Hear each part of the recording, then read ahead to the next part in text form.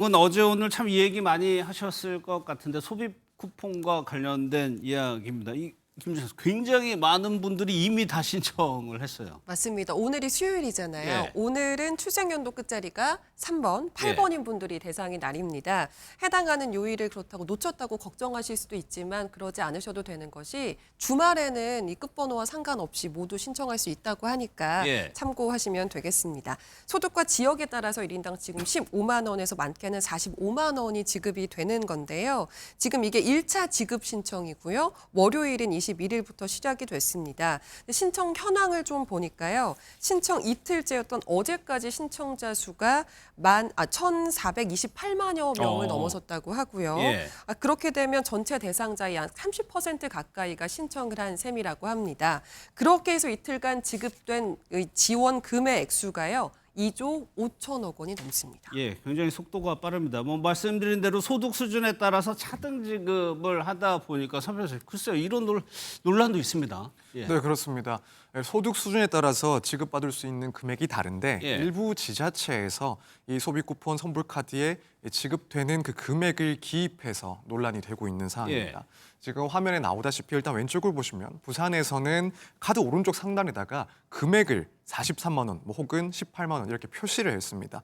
또 한편으로 이제 오른쪽에 보이는 광주의 경우에는 금액별로 이 카드 색상을 색깔이 구분해서 다르네요. 그래서 예를 들어 분홍색은 상위 10%에 해당하는 사람, 그리고 예. 연두색은 차상위 계층이라든가 한부모 가정에 해당하는 사람, 또 남색은 기초 수급자에 해당하는 사람에게 이렇게 나누어 주는 건데 결국에는 이런 선불카드 방식은 소지자의 소득 수준을 알 수 있게 되기 때문에 예. 사실 예컨대 기초 수급자의 그런 해당하는 사람들 같은 경우에는 이런 점들이 공개가 될 수 있다는 점을 상당히 좀 예. 불편해할 수가 있습니다. 그렇기 때문에 이런 내용들은 상당히 행정 편의주의적인 발상이 아닌가라는 비판이 제기된 상황입니다. 예, 선불 카드를 만약에 저런 선불 카드를 쓰고 들고 간다면은 이게 고스란히 상대방은 알 수도 있는 겁니다.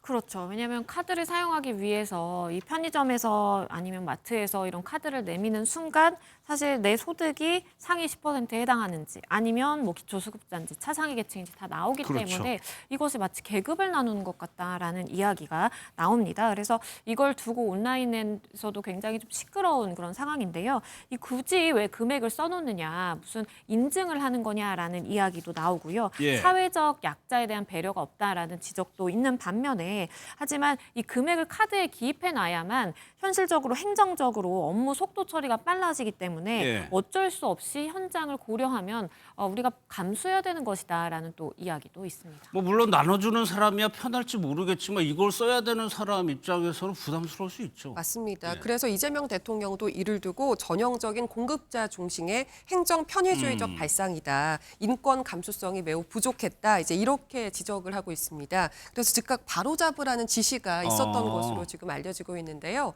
관련해서 광주시에서는 이 선불카드를 광주시 내에서 사용할 수 있는 이 지역 화폐인 상생카드로 가름해서 주는 방법이나 예. 혹은 선불카드 표면에 스티커를 붙이는 방법 등을 고민하고 있는 것으로 전해지고 예, 있습니다. 이 부분도 좀 전해드려야 될 것 같은데 서정민 변호사님, 이 소비 쿠폰을 악용하는 사례도 지금 등장하고 있어요. 네, 그렇습니다.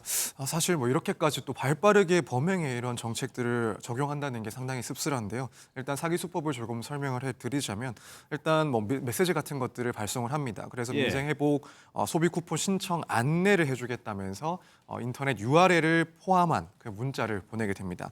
만약에 이제 이 부분 의심을 하지 못하고 클릭을 하게 되면 결국에는 금융정보라든가 혹은 개인정보가 모두 노출되는 그런 문제가 발생하고 그 밖에 신청에 오류가 있다라는 전화를 받아서 진행을 하게 되면 마찬가지로 금융 피해를 입을 수가 있기 때문에 각별한 알겠습니다. 주의가 필요합니다.